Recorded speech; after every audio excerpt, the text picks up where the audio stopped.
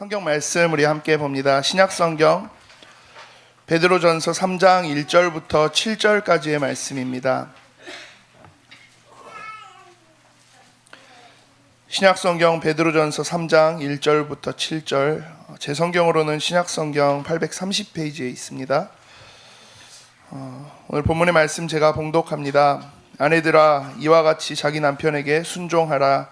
이는 혹 말씀을 순종하지 않는 자라도 말로 말미암지 않고 그 안에 행실로 말미암아 구원을 받게 하려 함이니, 너희의 두려워하며 정결한 행실을 봄이라.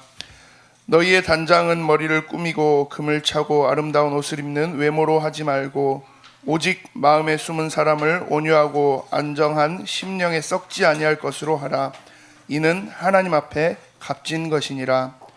전에 하나님께 소망을 두었던 거룩한 부녀들도 이와 같이 자기 남편에게 순종함으로 자기를 단장하였나니, 사라가 아브라함을 주라 칭하여 순종한 것 같이 너희는 선을 행하고 아무 두려운 일에도 놀라지 아니하면 그의 딸이 된 것이니라.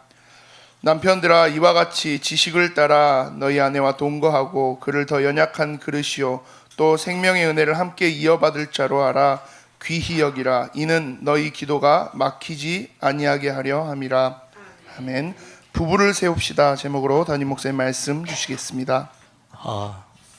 또 오랜만에 이렇게 직접 이렇게 얼굴 뵙고 또 말씀 같이 나누게 됩니다. 아까 잠깐 왔더니 우리 남학에 있는 렘넌트가 아침에 TV에서 봤던 목사님이 TV에서 튀어나왔네. 예, 제가 여기는 지금 남학에서는 제가 TV에서 튀어나와서 여러분들 얼굴을 직접 뵙고요. 또 우리 평소 때는 튀어나온 얼굴로 이렇게 뵀던 우리 광주 식구들은 가족들은 또 이렇게 제가 TV 속에 들어가 있는 모습을 오늘 그렇게 해서 같이 함께 예배하게 됩니다. 우리 또 광주에 있는 믿음의 가족들은 우리 남학 또 완도 우리 성도님들이 어떻게 예배하는지 여러분들이 좀 느껴보시기도 하고 또 함께 기도해 주시는 시간이 됐으면 좋겠고, 오늘 항상 이렇게 순회 예배하면 남학의 예일교회에서 하면 우리 완도 예일교회 모든 식구들이 다 여기까지 오셔서 같이 이렇게 힘을 또 실어주시고 같이 함께 예배 장소로 함께 해서 예배하고 있고요. 또 완도 예일교회 순회 예배 때는 또 남학 식구들이 다 와주시더라고요. 얼마나 감사한지. 하나님의 천국 하나님의 나라의 백성들을 함께 이렇게 교제하고 말씀 따라 인도받는 모습이 이렇지 않을까라는 생각을 좀 합니다. 그래서 오늘은 특히 남학 완도, 특히 남학에 저희들이 이제 발로 밟고 이 땅을 하나님이 허락하신 것들을 확인하고 또 그렇게 우리가 믿음으로 고백하는 귀중한 예배의 자리입니다. 오늘 계속해서 지난주부터 이렇게 말씀 나누는 것은 가정의 달이어서 가정에 대한 메시지들, 그러니까 교회를 가장 든든하게 세우는 기초석, 가장 근간이 되는 게 가정입니다. 그래서 오전에 가정을 세웁시다 라는 메시지를 했죠. 옆에 있는 분들 한번 더 우리 축복하며 인사하십시다. 가정을 세웁시다. 예, 지금 시대가 가정이 너무나도 힘들어하고 어려워하고 무너지고 있는 시대인데, 복음 가지고 있는 저와 여러분이 가정을 든든히 세워나가는 것 굉장히 중요합니다. 가정을 세운다 했을 때 우리 아까 장로님도 기도하셨는데 2019년도 들어서면서 우리가 옛틀 좀 벗어버리고 우리가 새 틀을 실제로 이제 만들어서 우리가 하나님이 응답하시는 자리로 가자, 이렇게 우리가 고백하고 말씀을 들었죠. 새 틀이 뭘까요? 그러면 옛 틀은 어떤 걸까요? 시편 127편에 지난주 메시지 본문이죠. 1절에 보면 여호와께서 집을 세우지 아니하시면 세우는 자의 수고가 헛되다라고 말씀하고 있는데요. 하나님이 집을 세우실 때 그냥 세우시는 게 아니죠. 여러분들 집 지을 때 세운다는 거는 빌드 한다는 거예요. 빌딩을 세우는 것처럼. 그럼 제일 먼저 필요한 게요. 뭐죠? 갑자기 생각이 안 나요. 그 단어가. 아니 설계도가 필요해요. 예. 갑자기 여기 남아가서 당황하고 있습니다. 설계도가 필요하죠. 설계도에 맞춰서 집을 지어요. 네, 하나님이 만들어 놓은 집, 하나님이 만들 가정, 하나님의 설계도가 있어요. 네, 그대로 짓지 않으면 그렇게 다르게 세우는 집은 수고가 헛되게 되어진대요. 그래서 하나님의 설계도는 하나님의 말씀 앞에 다 있죠. 그래서 새 틀은 하나님의 말씀 따라가는 거예요. 그래서 여러분들이 오늘 오전 메시지 또 오후 메시지 같이 나누면서 여러분들이 빨리 바꿔야 될 거, 내 생각대로 내 뜻대로 내가 그리고 있었던 그림대로 가정을 만들고 자녀들을 끌고 가는 게 아니고요, 하나님의 말씀이 뭐라고 하시는지 귀를 기울이며 하나님이 세워놓은 계획서, 하나님이 만들어 놓으신 설계도 따라서 저와 여러분의 가정 또 자녀, 우리 교회 큰 응답들이 있기를 소망합니다. 가정의 시작은 하나님이 만드셨지만 그 시작은 부부로서 시작해요. 그렇죠? 부부가 둘이 만나서 하나가 되어지며 한 몸이 되어져서 거기서 주신 열매들을 자녀들과 함께 하나하나 이렇게 만들어 나가는 게 가정입니다. 그래서 오전에는 가정을 세웁시다 라는 제목이면 오늘 3부 예배 때는 부부를 세웁시다. 그래서 저는 오전 메시지도 그렇고 오후 메시지는 조금 더 찔리는 마음으로, 회개하는 마음으로 제가 메시지를 준비를 했어요. 제가 어제도 이렇게 메시지 이렇게 하면서 제가 제대로 이 말씀대로 이렇게 안 하고 있는 제 모습, 잘 못하고 있는 모습들이 참 많더라고요. 그래서 굉장히 많이 회개하는 마음으로 제가 메시지를 이렇게 준비하고 또 같이 포럼을 합니다. 저에게도 기도 제목이고 저와 여러분에게도 기도 제목이어서 이 말씀 붙잡고 조금 어렵지만 좀 힘들게 보이지만 우리가 하나님을 의지하고 하나님이 힘 주셔서 말씀대로 우리 가정을 하나하나 만들어 나가고 꾸려 나가는 그런 축복이 있기를 소망합니다. 어제도 말씀드린 것처럼 부부의 날, 5월 21일이 부부의 날이라고 하죠. 근데 인터넷 기사를 보니까 부부의 날을 만들어 놨더니 부부 싸움의 날이 될 때가 많대요. 뭐 이렇게 하려다 보면 뭐가 안 맞고 뭐 서로 짜증내고 갈등내고 말 안 통하고, 그래 부부 싸움 하다 보면 제일 서로가 듣기 싫어하는 말이 한마디 있대요.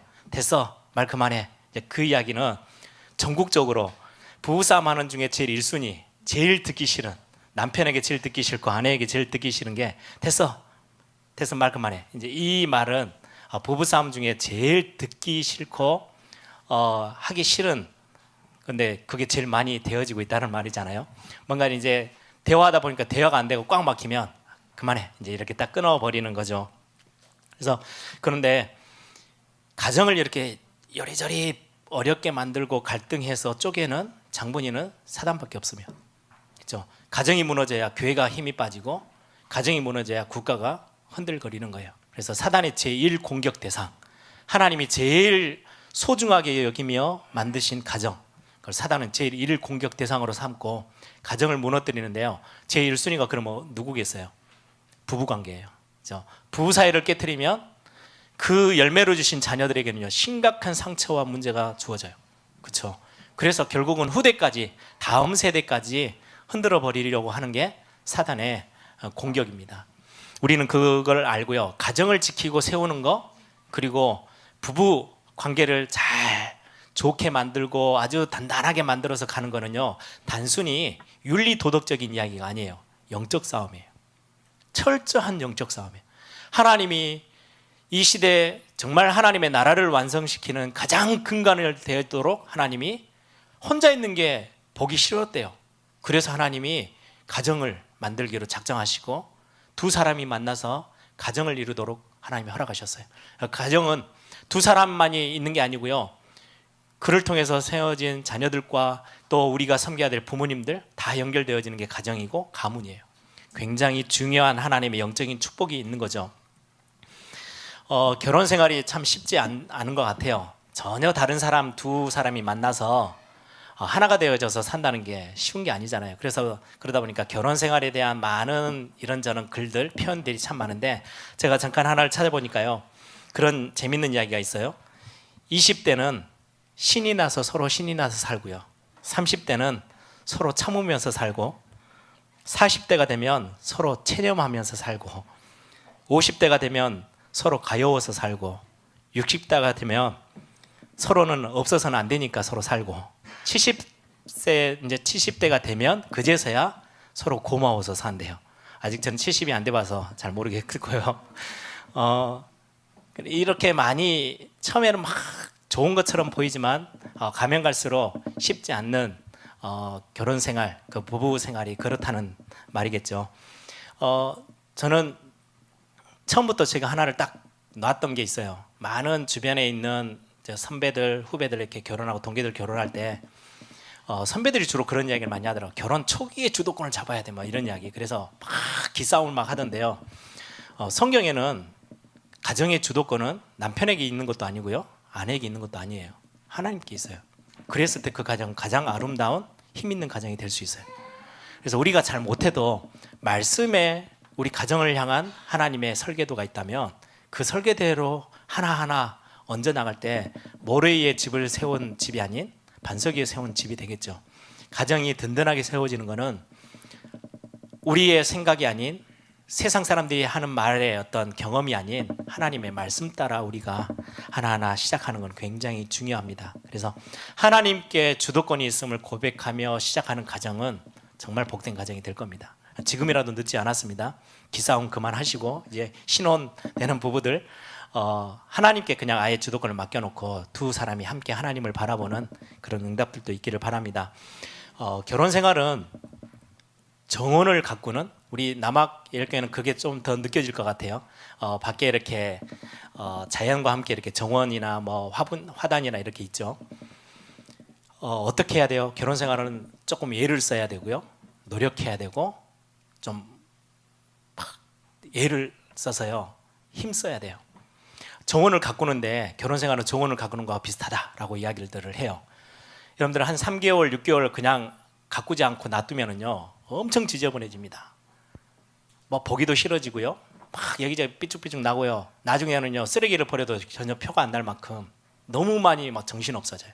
가정도 마찬가지인 것 같아요. 부부관계도, 부부 사이에서도 매일매일 좀 노력하고 가꾸고 애쓰고 힘쓰고 해야 돼요. 아니면요 3개월, 6개월만 지나도요 영 형편없는 현장이 돼버려요.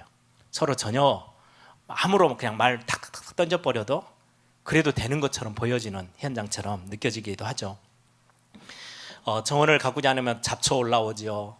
이상한 것들이 날라 들어오죠. 이거 조금씩만 조금 애써서 정원을 가꾸면 굉장히 아름다운 정원을 유지할 수 있는데 가정도 마찬가지인 것 같아요. 그래서 저와 여러분이 어떻게 예를 쓰면 되겠는가, 뭘 붙잡고 우리가 조금 노력하고 기도하고 가정을 세워나가는데 힘을 써야 되는지 오늘 말씀을 통해서 조금 확인했으면 좋겠습니다. 오늘 베드로전서 3장 1절부터 보면은요, 아내들아 이와 같이 자기 남편에게 순종하라.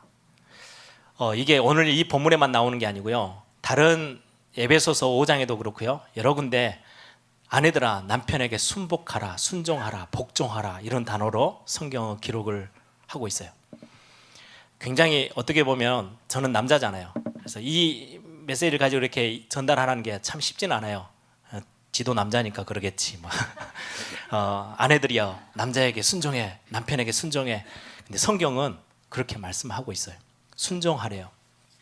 근데 이 배경이 좀 어떠냐니까요, 그때 당시 초대교회는 지금 베드로가 편지를 쓸 때 정도면 네로 황제가 굉장한 기독교를 교회를 핍박하고 있을 때 뭐 그런 상황인데, 교회는 완전 이거는 도저히 상상할 수 없는 교회 안에 일들이 생기는 거예요.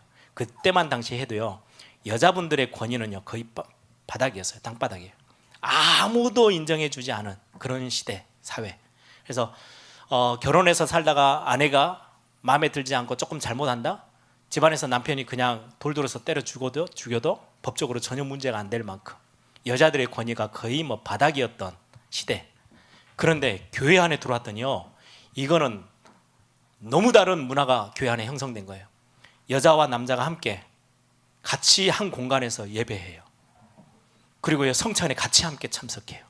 우리 한국 예전에 제 어렸을 때는 반 딱 나눠가지고 여자분 남자분 따로 앉긴 했는데 그래도 같은 공간에서 같이 메시지 듣고, 초대교회 시대는요 도저히 상상할 수 없는 상황이었어요. 굉장히 남녀 평등, 이거는 지금은 이 단어가 여러분들에게는 익숙한 단어지만 초대교회 2000년 전에 그 당시에는 남자 여자가 같아 평등해? 말도 안 되는 이야기인데 교회 안에서. 그래서 사실은 기존의 세력에 있는 많은 사회 정치인들에게요 핍박을 받고 욕을 먹을 수밖에 없었던, 저 진짜 이상한데요. 왜요? 그럴 수밖에. 이게 교회 안에 들어왔더니요 남녀가 평등하거든요. 같아요. 성경은 말씀드리는데요. 이게 정말 중요한 응답들을 서로 이렇게 공유하고 서로 나누고 인정해주고 성찬을 같이 참여하고, 이거는 그때 당시 사회 문화에는요 도저히 맞지 않는 문화, 그런 상황인데도 오늘 성경은 뭐라고 말씀해요? 아내들아 남편에게 순종해라 라고 말씀해요. 이게 무슨 말일까요? 가장 중요한 거는요, 가정에 질서가 있다는 말이에요. 평등해요. 하나님이 남자와 여자를 지으실 때요 틀리게 짓지 않았어요. 똑같은 권위와 똑같은 위치에 하나님이 지으셨어요. 그런데 뭐가 달라요? 위치가 그 역할이 다르고 질서가 있는 거예요. 하나님이 가정을 세우셨을 때 중요하게 남편이 뭔가를 앞에서 끌고 뒤에 모든 것들을 품고 같이 이렇게 끌고 가주는 역할이 아내들에게 있는 역할. 그래서 가정에는 질서가 있어요. 이 본문 말고 에베소서 5장을 좀 볼까요? 한번 그 성경을 옆에 이렇게 같이 표시를 해놓고 좀 보기를 바랍니다. 에베소서 5장 22절 23절에 보면 그렇게 말씀해요. 아내들이여 자기 남편에게 복종하기를 주께 하듯 하라. 이는 남편이 아내의 머리됨이 그리스도께서 교회의 머리됨과 같으니 그가 바로 몸의 구주시니라. 뭐라고 어떻게 하라고요? 아내들이여 자기 남편에게 복종하기를 누구에게 하듯이요? 주께 하듯 하라. 이게 이걸 어떻게 해야 되지? 어떻게 보면은 집에 이제 남편이 일 마치고 들어오면 주인 오셨습니까? 뭐 이렇게 하라는 말인지 주께 하듯 하래요. 그리스도께 하듯 하라라고 성경을 말씀해요. 굉장히 어떻게 보면 지금의 사회에 안 맞는 이야기처럼 보이지만 성경은 그렇게 말씀하고 있어요. 그건 무슨 말씀이냐면 평등하지만 질서가 있다는 거예요. 이게 깨어지면 가정에 굉장히 위기가 찾아온다라는 말씀이에요. 근데 오늘 베드로전서에 보면 다시 가서 보면 그 남편에게 순종하라는 말은요 굉장히 중요한 의미가 있어요. 그냥 무조건 남편이 큰 소리 치면 그냥 옆에서 이렇게 순종하고 끌려가고 이 말이 아니에요. 왜 그렇게 해야 되는지를 성경은 이유를 설명하고 있어요. 3장 1절에 보세요. 혹 말씀을 순종하지 않는 자라도, 불신자 남편을 가지고 같이 함께 살고 있다 할지라도 남편이 말씀을 순종하지 않고 말씀 안에 들어와 있지 않고 복음 안에 들어와 있지 않아요. 신앙생활 밖에 있어요. 그럼에도 불구하고 말로 말미암지 않고 그 안에 행실로 말미암아 구원을 받게 하려 함이라. 왜 내가 남편에게 순종하며 불신자라도 내가 순종하면서 가야 되느냐? 그 남편을 구원하려면. 그래서 여기 굉장히 중요한 이야기가 있어요. 말로 말미암지 않고. 그 말이 좀 쉽게 표현해 볼까요? 뭐라고 표현해야 될까요? 잔소리 가지고 남편이 구원받을 수 없다는 말이에요. 아무리 말로 이렇게 막 교회를 가야 되고 신앙생활이 영적인 거 아무리 설명해도요 말로 말미암지 않는데요 구원을. 뭘 보고요? 아내의 행실을 보고 구원을 받게 하기 위해서. 그래서 순종하래요. 그래서 혹시 남편이 더 불신자고 하나님을 잘 모른다? 누구를 보고 하나님을 배워요? 구원의 비밀 속으로 어떻게 들어올 수 있는 지름길이 생겨요? 아내의 행실을 보고. 성경에 오늘 말씀에 제 말이 아니에요. 남자라서 제가 지금 큰 소리를 치는 게 아니고 성경의 말씀에 뭐라고 말씀하느냐, 말씀을 순종하지 않는 자라도 말로 말미암지 않고요 그 안에 행실로 말미암아 구원을 받게 하려 함이니.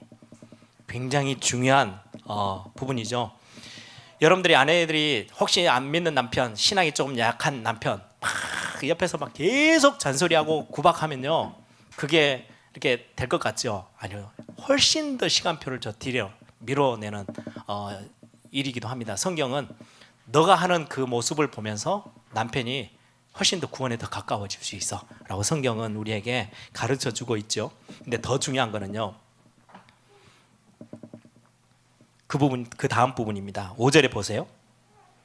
전에 하나님께 소망을 두었던 거룩한 부녀들도 이와 같이 자기 남편에게 순종함으로 자기를 단장하였나니.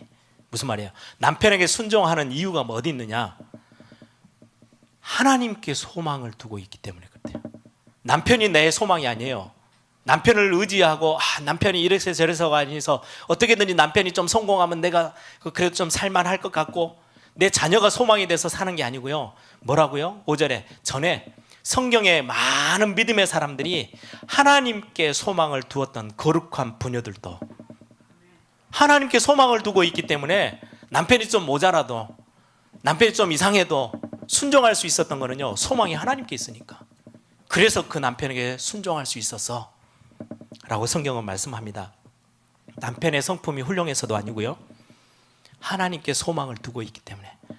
우리 아내분들 하나님께 진짜 소망을 두고 있기 때문에요, 남편이 좀 이렇게 저렇게 해도요 하나님이 바꾸실 수 있다면 하시잖아요. 그렇죠? 그래서 그 하나님을 바라보는 마음속에 기도하며 남편에게 순종할 수 있다고 말씀합니다. 남편이 좀 나를 몰라줘도, 자식들이 나를 좀 무시해도 별로 문제되지 않아요. 왜요? 하나님께 소망을 내가 두고 있어요. 창조주 하나님이 나의 하나님이에요. 나의 아버지예요. 그 비밀 때문에 많은 믿음의 선조들이 하나님의 응답 속에서 순종했다, 또 중요한 응답을 누렸다라고 성경은 말씀합니다. 오늘 3절 4절에 보면 조금 더 구체적으로 한번 말씀을 나눠볼게요. 그러면서 우리 아내들이 해야 될 중요한 축복들, 어떻게 노력하면 되겠는지. 너희의 단장은 머리를 꾸미고 금을 차고 아름다운 옷을 입는 외모로 하지 말고. 이 말은 외모 꾸미지 마, 이 말 아니에요. 여자분들 나이가 드셔도 이쁘게 하고 다니셔야 돼요. 그게 여자의 특징이에요. 남자들은요, 하나님이 주실 때 이렇게 시각적인 부분이 굉장히 발달되게 하셨어요. 그래서 이쁜 여자가 지나가면요, 마음이 이상해서가 아니고 그냥 눈이 가요. 그냥 마음하고 아무 상관없이. 그게 남자예요. 그래서 여러분들 집에 이제 결혼해서 한 5년 10년 되면 아내들이 이제 편해져 가지고 내이 그냥 무릎 툭 튀어나온 거 입고 막 여기저기 돌아다니잖아요. 남편은 집에 들어올 생각이 점점 멀어집니다. 꾸미세요. 그거는 필요해요. 그런데 지금 오늘 그 말씀이 아니고요, 외모를 포기해라 이게 아니고 외모보다 훨씬 더 중요한 게 있다는 거죠. 4절에 오직 마음에 숨은 사람을, 마음을 단장하래요. 외모를 단장하는 것보다 훨씬 더 중요한 게 있으니까 마음을 단장해요. 꾸미래요. 어떻게 말입니까? 두 가지가 나옵니다. 첫 번째 단어가요, 온유하고, 온유함으로 마음을 꾸미래요. 온유라는 단어가 뭐예요? 부드럽다라는 거예요. 그렇죠? 따뜻하다는 거예요.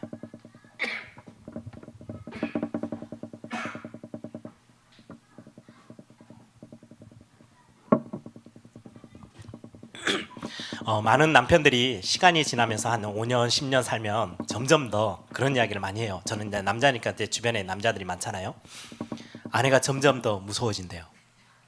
근데 의학적으로도 여자분들이 나이가 이제 50대, 60대 이제 넘어가면요, 남성 호르몬이 훨씬 더 세져서 굉장히 강화해지고 세지고, 남자들은 이제 여성 호르몬이 좀 더 많이 분비돼 가지고 나이 들면 들수록 이제 점점점 쪼그라드는 거죠. 힘없고 이렇게 눈치 보고. 그래서 여자분들이 이제 와이프가, 아내가 되게 무서워진대요. 그런 이야기를 참 많이 들어요. 근데 사실은 남편들이 나이가 들면 혼자 있잖아요. 아무것도 못합니다. 저도 집에 와이프가 어디 뭐 미국 가 있다 혼자 있잖아요. 집이 어지러질 게 없어요. 왜? 하는 게 하나도 없어요. 딱 이불 속에 들어갔다 쑥 나왔다가 뭐 음식을 해먹냐, 저는 음식 할 줄 모르거든요. 그러니까 와이프가 올 때까지 진짜 말 그대로요, 라면 겨우 끓여서 어떻게 생명을 연명하고 살고 있지, 아무것도 할 줄 아는 게 없어요. 그래서 시간 가면 갈수록, 나이가 들면 들수록 남편을 위해서요, 부드러워지시고 따뜻하게 품어주셔야 돼요. 안 그러면 남편 죽습니다. 성경에 온유함은요, 부드럽고 따뜻한 거예요. 품에 품어주고 이해해주고 따뜻거려 줄 수 있는 게 아내여야 된다고 오늘 성경에 말씀하고 있어요. 보통 집안에 가보면 마누라도 있고 애엄마도 있는데 여자가 없어요. 세져가지고 이게 여자인지 남자인지도 모를 만큼 이제, 그래서 남편분들이 집에 들어가는 걸 이제 두려워하고 무서워하는 거죠. 또 하나의 단어가 있어요. 뭐라고 돼 있어요? 성경에 4절에 안정한 심령에 썩지 아니할 것으로 하라. 안정함, 안정되도록 이렇게 차분하고 뭔가 이렇게 흔들리지 않는 거죠. 여자의 마음이, 아내의 마음이 그렇게 돼야 된대요. 무슨 말이에요? 밖에서 엄청난 공격이 들어오고요, 집안에 문제가 생기고요, 뭔가 심각한 어려움이 와요. 그런데요, 든든해요. 안정돼 있어요. 그게 아내의 마음이 그렇게 되어져야 한다고 말해요. 무엇 때문에요? 조용하지만 영적으로 힘 있는. 사실은 기도를 누가 더 많이 합니까? 아내들이 훨씬 더 많이 합니다. 영적인 강력함. 문제와 바깥에 뭔가가 다가올 때는요, 남편보다 훨씬 더 강력함이 있어요.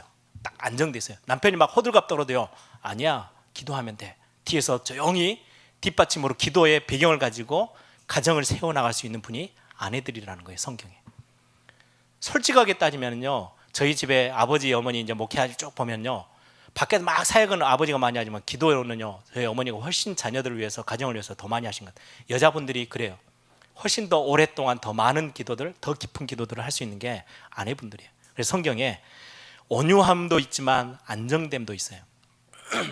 우리 아내들이 문제가 오는데 막 이리 흔들리고 저리 흔들리고 이 한마디에 저 한마디에 막 이리저리 막 왔다 갔다 하면요, 가정은 정말 위기가 옵니다. 그래서 성경은 외모도 치장해야 되지만 더 중요한 거는 마음을 단장하는 건데, 어떤 마음이요? 온유함과 안정함, 안정됨을 가지고 가정을 지키고 세워나간다고 말씀하고 있어요. 강한 영성을 지닌 엄마, 강한 영성을 지닌 아내, 그게 가정에서 굉장히 필요하다고 오늘 성경에 그렇게 말씀하고 있어요. 그러면 이제 성경의 원리죠. 가정을 어떻게 세우고 부부들이 어떻게 함께 하나님 앞에서 응답을 찾아 누릴 것인지, 어떻게 하면 부부가 든든하게 세워져서 가정의 힘이 되어질 수 있을지. 첫 번째는 아내들에게 하나님이 말씀하신 거예요. 두 번째는 남편들입니다. 오늘 7절을 보세요. 남편들아, 이와 같이 지식을 따라 너희 아내와 동거하고. 지식을 따라 동거하래요. 함께 살아요. 어떤 지식일까요? 아내에 대해서 연구하고 알고 있어야 될 지식들이에요. 아내가 어떤 사람인지, 여자가 어떤지 남편들은 연구해야 돼요. 그래서 이 지식을 따라, 아내에 대한 지식을 따라 그와 함께 있어야 된대요. 그래서 아내가 어떠한지를 오늘 성경에 말씀하고 있는데요, 아내를 좀 알아가려고요, 연구해야 돼요. 저는 렘넌트들에게 이제 결혼하려고 오면 제가 꼭, 이제 전 남자니까 신랑 될 렘넌트에게 꼭 이야기합니다. 결혼에 대한 거, 여자와 남자가 다른 거, 책은 한 5권 이상 꼭 읽어봐야 돼. 연구해야 돼. 그건 모르고요, 덥석 그냥 결혼해요. 결혼해가지고 아까 말했죠, 가정의 질서에 가장 앞에 서 있는 게요, 남편이거든요. 남편이 아내가 어떠한지도 몰라. 가정이 어떻게 가야 되는지도 몰라. 그냥 막 덥석 결혼부터 해서, 그러다 보니까 가정에 갈등이, 굉장한 골이 생기기 시작해요. 오늘 성경은 뭐라고 말씀하느냐? 지식을 따라 너희 아내와 동거해라. 지식을, 아내가 어떠한 사람인지, 아내의 어떤 많은 것들을 가지고 알아가기를 원하고 노력하고 애써서 그렇게 하면서 가정을 이끌어 나가라고 성경은 말씀하고 있어요. 어떤 지식입니까? 아내에 대해서 성경은 설명해요. 아주 짧은 한 절이지만 아내는 어떠하다고요? 더 연약한 그릇이래요. 아내는 남편도 연약하지만 남편보다 훨씬 더 연약한 그릇이다. 연약한 그릇이다는 말은, 여기 우리 그릇 만드는 데잖아요, 그죠? 연약한 그릇이라는 말은 뭐예요? 깨지기 너무 쉽다는 말이에요. 그래서 어떻게 하라고요? 조심히 다루라고. 함부로 하지 말라고. 그냥 무례하게 행하지 말라고. 왜? 그러면 깨져버리니까. 굉장히 연약한 그릇이니까 조심하게 다루고 보호해주고, 굉장히 이렇게 그냥 아무렇게나 대하지 말라라고 성경은 말씀해요. 함부로 하지 말고, 막대하지 말고, 좀 보호하고 조심하고. 그래서 귀한 그릇이고 아주 이렇게 귀한데 연약한 그릇은, 우리 그릇 만드시는 분들이니까 너무 잘 알죠. 어떻게든지 잘 이거를 챙깁니다. 놓는 것도 조심히 놓고. 왜요? 이렇게 누가 지나가면서 툭 건드릴 수 있는 데는요, 귀하고 연약한 그릇은요, 절대 거기에 두지 않죠. 떨어지면 큰일 나니까, 깨지니까. 그렇게 하듯이 아내를 이해하고, 내 아내는 연약한, 나보다 훨씬 더 약한 그릇이니까 내가 조심히 해야 되고, 말도 함부로 하지 않고요. 일부러 이렇게도 말할 수 있는데 조금 더 부드럽게 표현하고. 왜요? 그게 하나님이 남편들에게 주신 명령입니다. 두 번째는, 아내는 어떤 우리가 아내에 대해서 지금 성경은 지식에 대한 이야기를 하고 있어요. 생명의 은혜를 함께 이어받을 자로 알아 귀히 여겨라. 함께 영적인 것들을 소통하고 나가야 되는 아내인데, 그래서 엄청 귀하게 여겨라, 소중하게 여겨라 라고 성경은 말씀하고 있어요.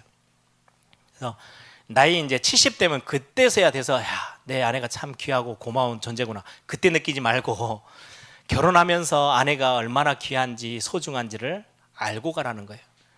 그래서 이제 혼자 있다 보면 남편들이 이제 처음에 젊었을 때는 뭐 여기저기 다니다가요, 나이가 이제 60, 50, 60, 70 넘어가면 이제 혼자 있는 게 얼마나 힘든지. 그래서 보통 아내가 일찍 먼저 돌아가시고 소천하고 나서 남편 혼자 있으면요, 옆에서 엄청 남자들이요, 주변에 있는 사람들이 막 이야기합니다. 빨리 새장가 가야 돼. 혼자는 절대 못 살아. 예, 남자는 혼자 절대 못 삽니다.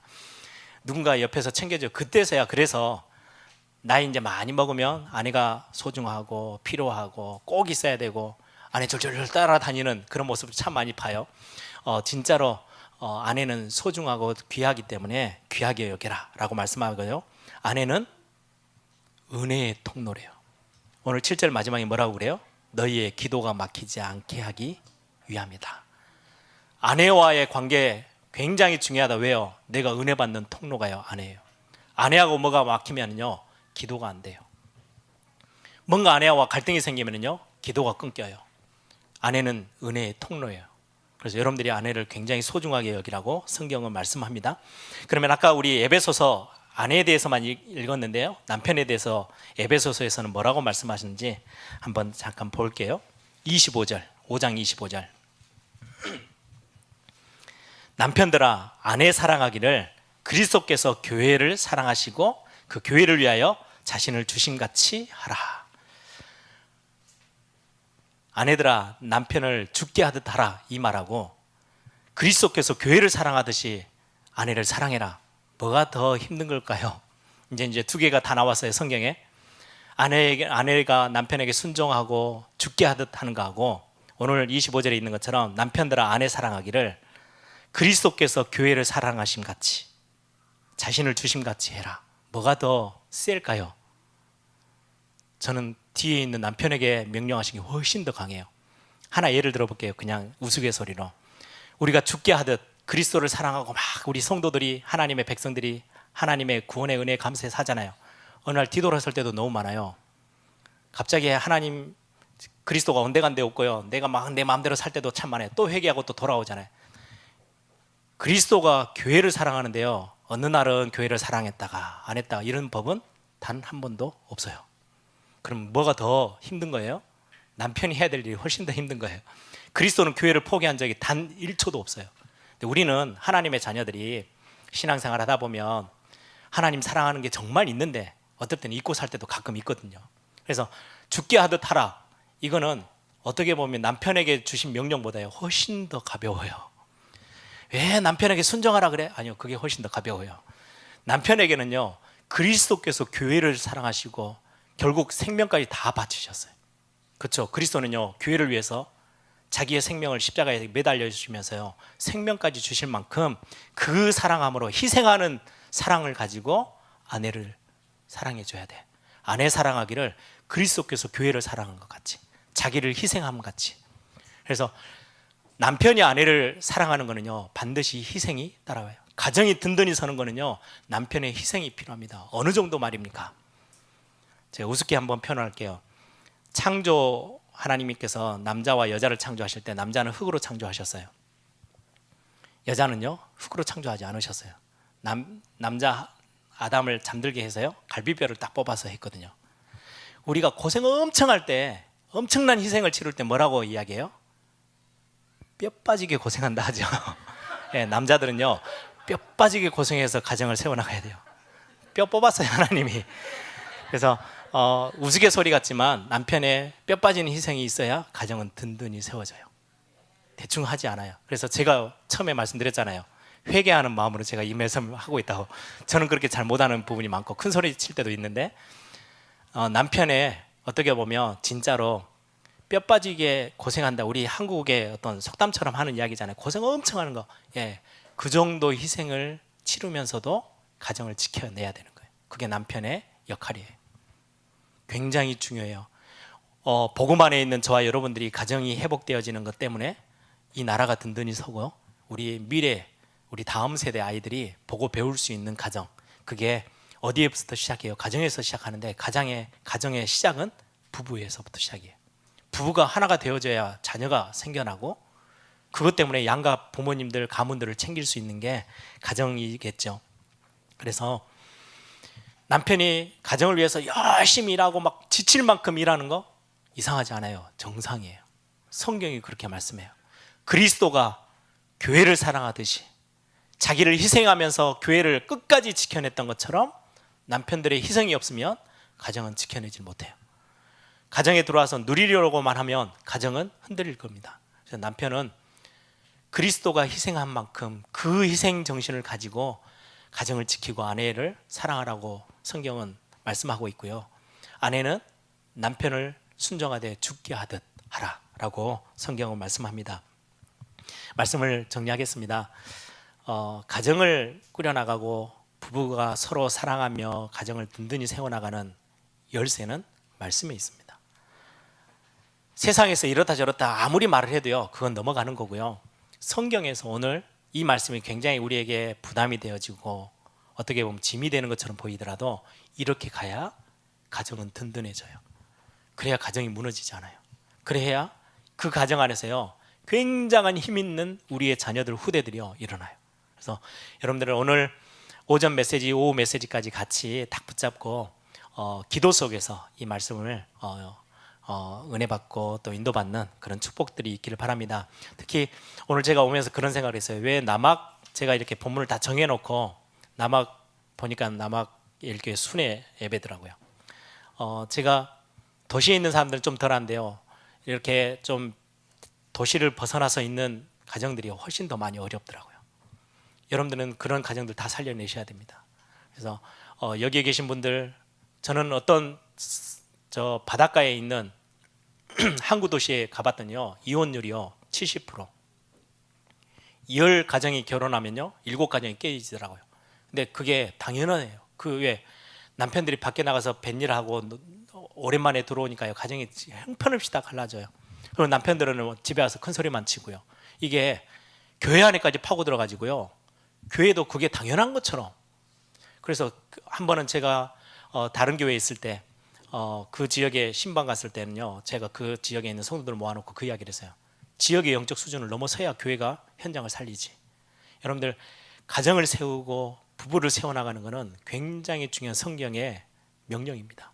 그래서 꼭 여러분들이 부족한 부분들은 우리 예틀이라고 생각하시고 새 틀 속에서 우리가 응답을 하나하나 만들어 나가고 또 붙잡고 은혜 받으면서 힘을 얻는 귀중한 우리 남학 예일교회, 완도 예일교회뿐만 아니라 우리 본교회 같이 함께 예배하는 우리 예일교회 축복된 우리 가족들 되기를 바랍니다. 함께 기도하겠습니다.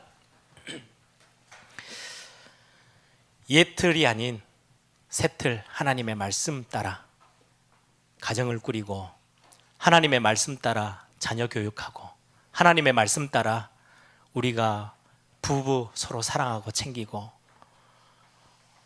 진짜 하나님이 원하시는 그런 가정들 하나하나 세워나가는 하나님, 우리 예일교회 모든 가정들 되게 해달라고. 혹시 어려운 가운데 있다면 말씀 붙잡았을 때 하나님이 주시는 은혜 속에 가정들이 하나하나 다시금 일어나고 회복되어지는 가정들이 되게 해달라고.